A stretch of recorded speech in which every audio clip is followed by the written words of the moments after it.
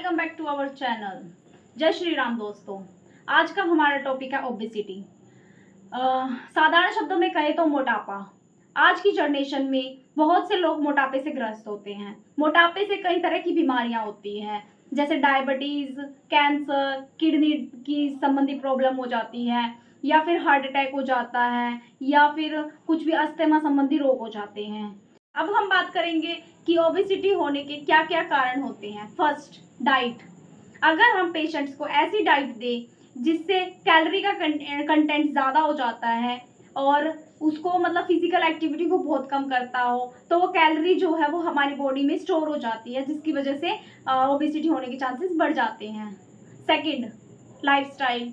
अगर हम सारा दिन बैठे रहते हैं, कोई वर्क नहीं करते, तब भी हमारी ओबेसिटी के चांसेस बढ़ जाते हैं। Third, genetic.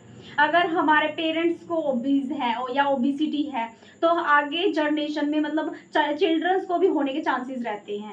Fourth, medicine.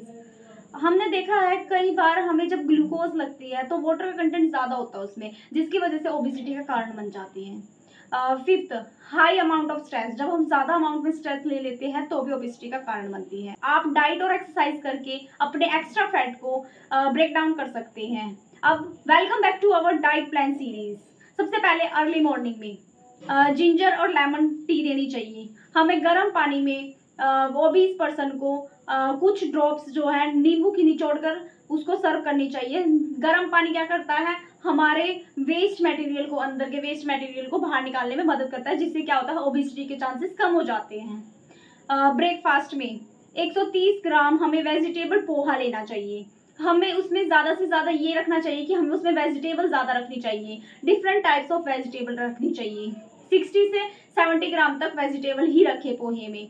यदि आप नॉन वेजिटेरियन हैं तो आप थ्री एग वाइट्स ले सकते हैं। हमें ये ध्यान रखना है एग का येलो पार्ट नहीं लेना है, सिर्फ एग का वाइट पार्ट लेना है। और 1 टोस्टेड ब्रेड ले सकते हैं। हाफ कप जो है स्किम मिल्क ले सकते हैं। स्किम मिल्क मीन्स कि उसमें कोई भी फैट कंटेंट नहीं होना चाहिए या लो फैट कंटेंट होना चाहिए, मतलब हम डबल टोन दूध ले सकते हैं।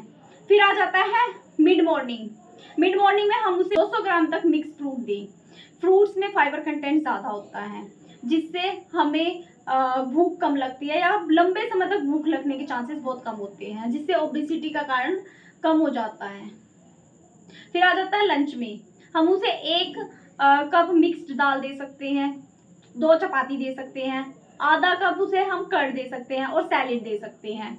फिर इवनिंग में हम उसे 1 कप वेजिटेबल सूप दे सकते हैं। यदि मतलब चाय लेना चाहता है तो चाय भी दे सकते हैं, पर उसे ग्रीन टी ज़्यादा प्रेफर करनी चाहिए। ग्रीन टी जो है ओबेसिटी को कम करने के फायदा करता है।